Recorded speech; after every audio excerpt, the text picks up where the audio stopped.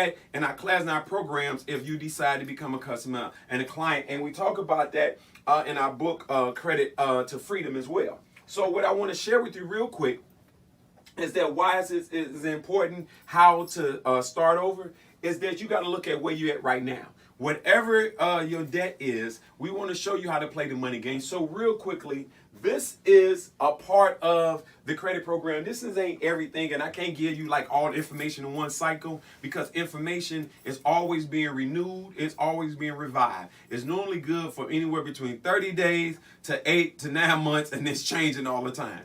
But this right here is the basic premise of one of the main FICO models that's used out here. Okay, so right here you're looking at 35% is your payment history. Okay, and so you got to start with where you at. Okay, you can call companies and talk to them. Hey, I lost my job, getting divorced and money. Hey, this is where it's at. Put it in writing where it's at. So if you ain't got it, let them know when you're going to have it. Then you can stop them from calling you, okay? A lot of times we make decisions strictly out of emotions and we in our feelings, not knowing that we got rights with the creditors based on the Fair Credit Act. Again, be a professional, hire a professional like me, get professional results. I can show you how to get, of course, them off your back. So 35% is your payment history, which will take time. You can help improve your history. You can't change your history, but we're going to show you how to improve on your history. The next thing, 30% in credit utilization. If you don't remember nothing else that I told you right now, that you got to remember this. You got to remember that whatever debt that you have, let's make it real simple. Say you got a $1,000 credit card. Then you have to always keep that credit to get the maximum score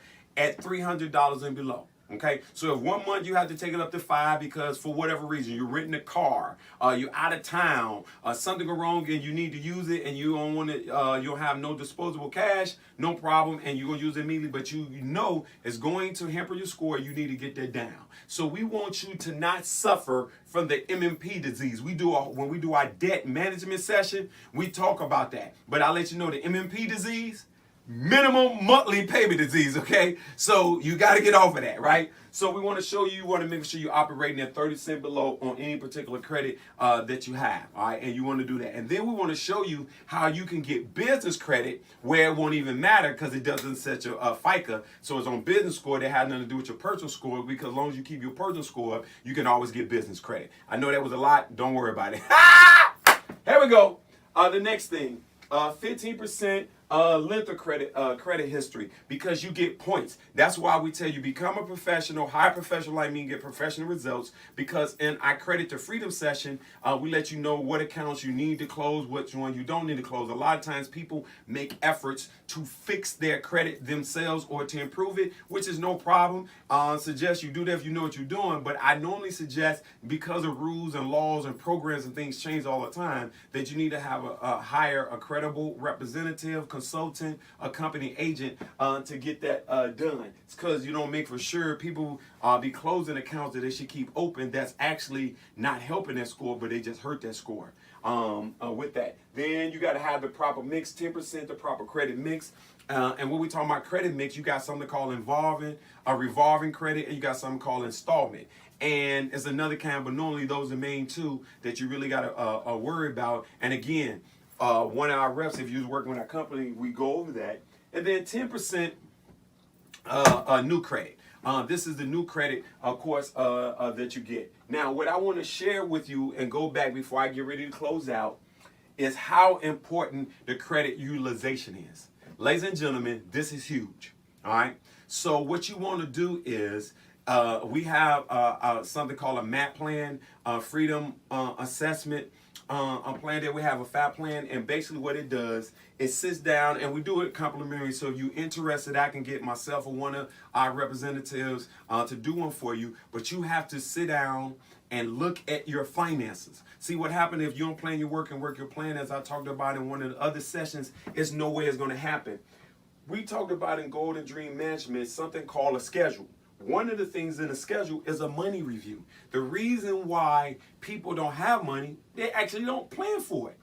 Okay? They just plan to only pay bills. They actually don't plan for growth. They don't plan for investment. They don't plan for business. And so, as you heard in the book, you ask not, you receive not. So you wonder why you don't have certain things, because you're not planning for it. You're not working for it. And so we want to make sure you understand how to do that. So you should take all of your bills. If you don't do nothing else, you want to get off to a new start.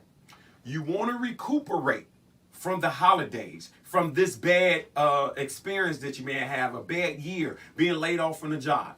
All you want to do, you got to play the money game. Again, you got to treat it like a game, which means you want to have fun. You want to have a way to reward yourself, and you want to have a way to give yourself some consequences. So let's say, for example, you got 5 bills. Every time that you get off to a bill, you get maybe a short break. You do something fun, whatever you want to do that you haven't been doing. That's your reward. If you don't hit your goal that you're supposed to do, then you might have to do something positive, but just not as good. So you still reward yourself for making efforts to achieve your goal, but it's just not as big as your reward you would give yourself. But you got to play a game to it. So you looking at, if you got 5 debts, you got to like, okay, if I owe 1,000 on this, 2,000 on this, 3,000, 5,000, then you got to sit down and have a plan that, hey, what I need to do to pay these off.